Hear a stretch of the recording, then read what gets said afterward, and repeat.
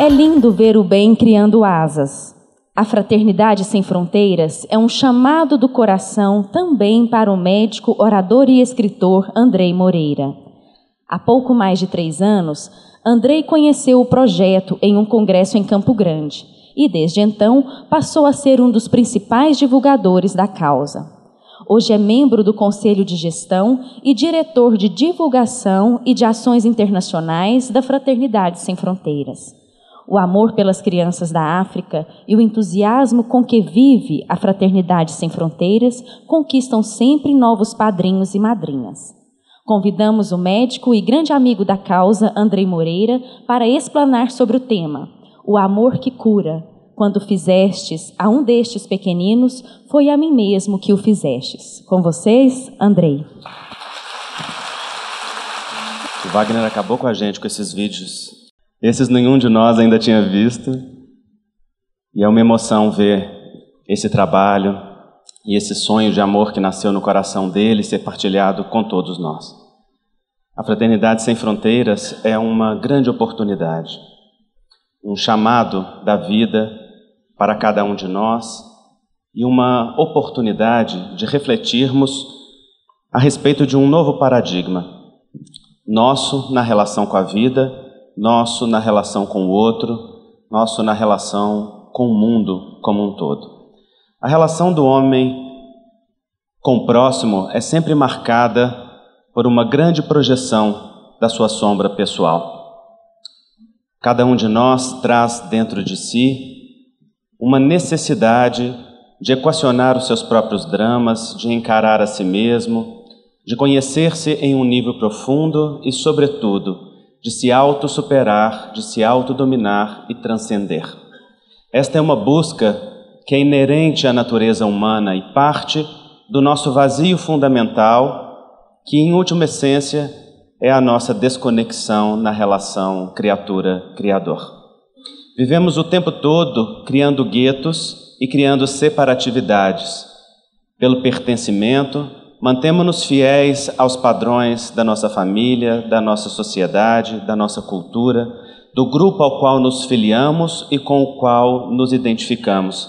E tendemos a excluir aqueles que se comportem de uma maneira distinta ou que estejam distantes daquele que seja o nosso padrão ou a nossa realidade pessoal. Há na mitologia grega um símbolo muito profundo disso. É Procusta, um salteador que vivia na serra de Eleusis, que posteriormente foi derrotado por Teseu e que tinha um estranho castigo. Ele tinha em sua casa um leito de ferro, levava suas vítimas para sua casa e as deitava sobre a cama. Se fossem maiores que a cama, cortavas um pedaço. Se fossem menores, esticavas. E se fossem do exato tamanho da cama, estavam salvas.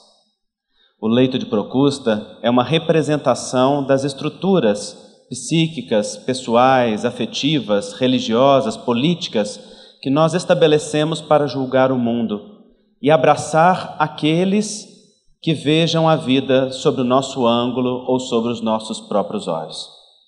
No entanto, estamos em um momento que a vida já nos deu ferramentas suficientes para uma grande transcendência e uma grande superação.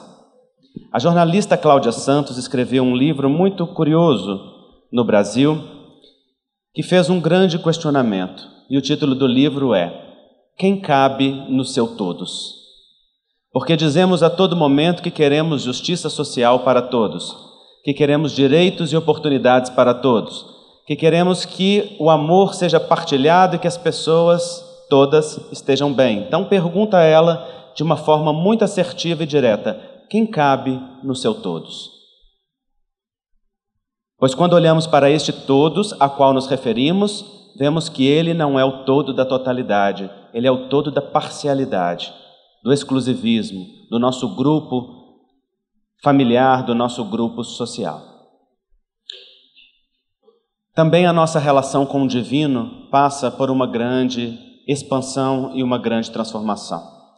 Desde sempre, o homem trouxe na sua intimidade a consciência inata da divindade e do poder supremo que dirige todas as coisas. Sempre o buscou, sempre o adorou. inicialmente nos símbolos da natureza, nas forças descomunais que não sabia explicar e as quais reverenciava pelo seu poder, vendo ali naquela manifestação a consciência de um atributo daquele que podíamos intuir, embora não compreender, a que chamamos Deus.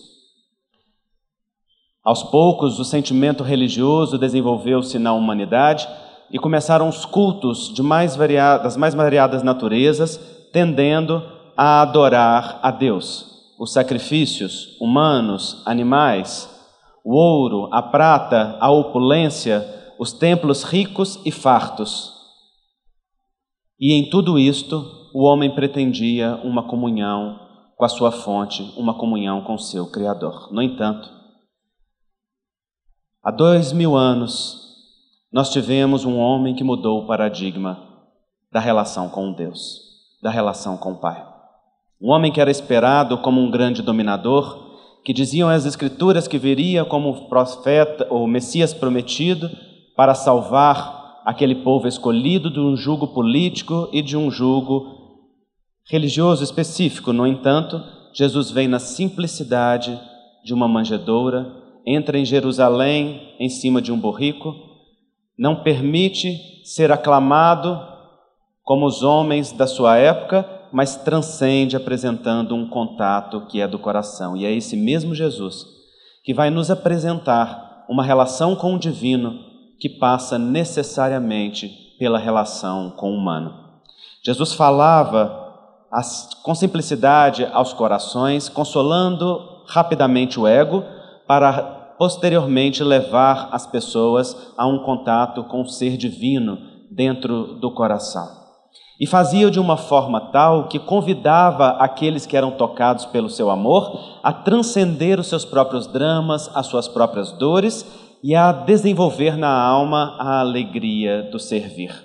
Então consolava para que se sentissem momentaneamente confortáveis, para logo depois serem convidados à festa, ao banquete espiritual do serviço, à alegria do trabalho que promove o viço do ser.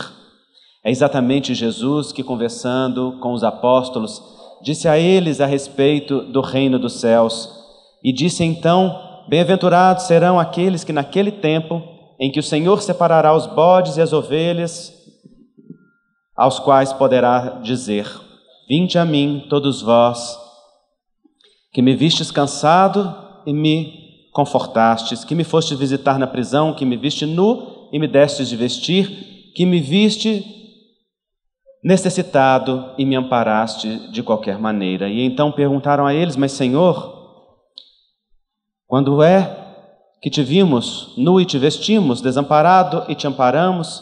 E então ele, com sabedoria, exemplificou: todas as vezes que o fizeste a um destes pequeninos, foi a mim mesmo que o fizeste. Naquele momento, Jesus demonstra claramente que a relação com ele, que representa o Pai para nós, passava necessariamente pela relação com o humano. Na medida em que os corações humanos estabelecem pontes de afeto e de troca, então ali se dá uma comunhão divina. O divino se dá na relação com o humano, de tal maneira que Jesus nos apresentou duas facetas importantes desta relação. A faceta da conexão interna através da inspiração, da oração e da conexão com a fonte do Criador em nós, e a maneira direta através do próximo em um movimento de adoração. Disse o Pai, disse Jesus: quando orares, entra para a tua casa íntima e, fechando a tua porta, fala em secreto, e o Pai que te ouve em oculto, em secreto, te responderá. Demonstrando que a relação interna do homem com Deus é uma relação de intimidade, se dá naturalmente por uma relação, uma troca, uma partilha, um movimento de buscar. Daí Jesus ter dito: buscai e achareis, batei e abri-se-vos-á, pedi e obtereis.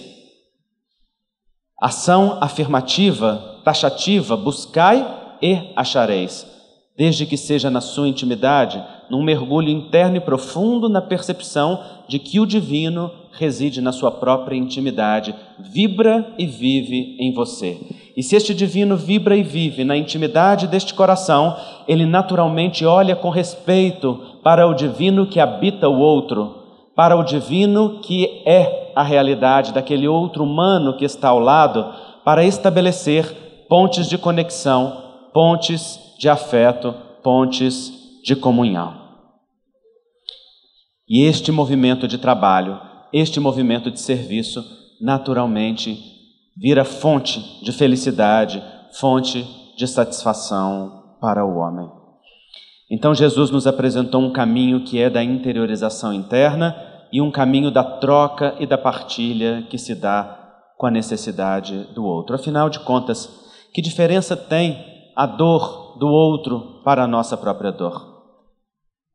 Se a humanidade estivesse sensível, se nós todos estivéssemos sensíveis às necessidades uns dos outros, não teríamos a fome acontecendo no nosso mundo como acontece. Não teríamos na nossa própria sociedade o desperdício e a necessidade lado a lado um do outro. Não teríamos que movimentar, por exemplo, um trabalho como esse, se povos, governos e comunidades estivessem atentas ao trabalho da divisão, da partilha e da comunhão. Mas porque ainda não estamos, necessitamos aprender urgentemente o movimento da fraternidade e construí-lo dentro dos nossos corações, começando a ser o exemplo da mudança que queremos ver no mundo, saindo dos discursos estéreis de crítica social e política para nos transformarmos nas cartas vivas da mensagem que pregamos para o mundo, sem dar respostas e receituário para o outro se conduzir, mas nos convertendo em exemplos, em testemunhos daquilo que queremos semear no mundo. Porque se a palavra convence, o exemplo arrasta, diz Emmanuel. E o que faz transformação na vida de cada um de nós não é a beleza do discurso que nós temos, não é a grandeza do conhecimento que abrigamos nos nossos cérebros instruídos, mas sim a sensibilidade de um coração transformado, que se traduz em atos generosos e legítimos de bem na vida em qualquer setor em que estamos. Por isso Jesus, quando estava num dos momentos da demonstração após a ressurreição gloriosa, no encontro com os apóstolos, em conversa íntima, dividindo o pão e o peixe, pergunta a Pedro com intimidade: Pedro, amas-me mais do que a estes? E ele diz: sim, Senhor, te amo. Então, completa Jesus: apacenta as minhas ovelhas. E novamente pergunta a Pedro: Pedro, tu me amas? Sim, Senhor, sabes que te amo. Apacenta as minhas ovelhas. E mais uma vez: Pedro, amas-me? E então Pedro, já entristecido com aquela repetição: sabe, Senhor, que te amo. E então ele diz: apacenta as minhas ovelhas. Confirmando 3 vezes aquilo que era a necessidade de consolidar na alma, como a dizer: se me amas, Pedro, cuida do meu rebanho. Se me amas, veja a mim no teu irmão que sofre. Se me amas, estende as tuas mãos para aqueles que estão aos teus lados. É o mesmo que Jesus fala para cada um de nós hoje em outra linguagem. Se me amas, sai da dor da perda do teu ente amado e ama os órfãos da vida que estão ao teu lado. Se me amas, esquece a dor da tua carência emocional e olha para aqueles que têm menos de ti e estende a eles um pouco do teu afeto e um pouco da tua ternura. Se me amas, sai da adoração estéril que apenas me glorifica com os lábios para converter-se em um testemunho vivo que leva bênçãos aos corações. Pois bem esclareceu o Mestre: se estás a caminho de ofertar no altar a tua glorificação ao Pai e lembrares que o teu irmão tem algo contra ti, volta, reconcilia-te primeiro com ele depressa enquanto estás a caminho, depois vem e apresenta a tua oferta ao altar. É o mesmo que dizer: se queres profundamente uma comunhão com o divino, reconhece que estabelecer ponte entre os corações no afeto humano é o caminho mais divino que existe. Daí Carl Gustav Jung ter postulado, dentro da sua linguagem psicológica com sabedoria: o maior trabalho político, social e espiritual que podemos fazer pela nossa sociedade é cessar a projeção da nossa sombra sobre o outro. É cessar o movimento da queixa e da insatisfação que leva a acusar no outro aquilo que ainda não resolvemos dentro de nós, a passar para o outro receituários de condutas que ainda não adotamos na nossa vida, a apontar no outro o cisco que está no seu olho, sem reconhecer a trave que está no nosso, acolhendo a própria sombra, amando a nossa humanidade, aonde reside o divino em profundidade, teremos condições de olhar também com compaixão para a humanidade imperfeita, comum do outro. E nesta humanidade imperfeita, estabelecer uma ponte de afeto, uma ponte de conexões que fale da linguagem da alma, do afeto que alimenta os corações, daquele afeto que nutre a essência com aquilo que verdadeiramente descedenta, com aquilo que verdadeiramente nos repleta. É isso que a Fraternidade Sem Fronteiras nos promove. É isso que ela nos propõe. Muito mais do que distribuir alimentos, muito mais do que abraçar crianças e socorrer aqueles que estão necessitados, mas reconhecer que o nível de necessidade que nos encontramos é o mesmo daquele da África que visitamos. Estamos apenas em circunstâncias distintas. Embora um reclame a miséria física, nós reclamamos a miséria moral. Embora outros queixem-se da falta de oportunidades, nós menosprezamos as oportunidades benditas que nos são ofertadas. E então, igualmente necessitados, nos encontramos nessa proposta de uma só família, de um só coração, aonde todos nos igualamos e aonde o amor é o único destaque em todos os corações. Estabelecemos uma ponte de afeto, criamos um passo de comunhão, estendemos uma mão amiga e somos recebidos por outra mão igualmente amiga, levamos um olhar fraterno e somos acolhidos com olhos de ternura que nos tocam muito mais do que aquilo que ofertamos. E neste movimento de olhar o outro como a extensão de nós mesmos, exercitamos aquilo que para todos nós ainda é desafio: a construção do respeito do divino no outro, da grandeza da humanidade como família. Por isso, meus irmãos, quando Jesus morreu na cruz, não apenas nos ofertou um testemunho de sacrifício em holocausto santo, também nos deu uma mensagem arquetípica, porque a vertical divina encontra-se com uma horizontal humana, mostrando que à medida que aprofundamos a nossa relação com o divino, também aprofundamos a relação conosco mesmo. E à medida que aprofundamos com o divino e conosco, aprofundamos com o humano que está ao nosso redor. E se ligarmos simbolicamente as pontas da cruz num círculo evolutivo e num convite, vemos que o divino se relaciona com o humano conosco, nós com o humano e o humano com o divino. O outro, Deus e nós, integrados dentro de um círculo que se torna uno, enquanto caminhamos para a compreensão de Deus como Pai e do irmão como irmão.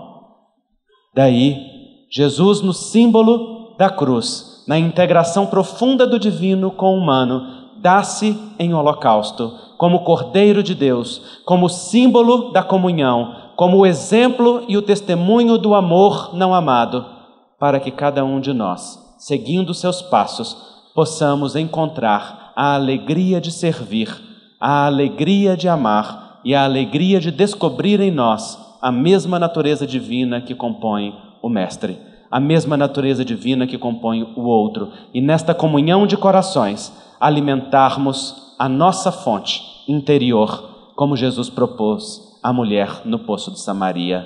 Se tu soubesses quem te pede, tu me pedirias e eu te daria, e a água que tu bebesses, mulher, em ti se faria fonte de vida eterna.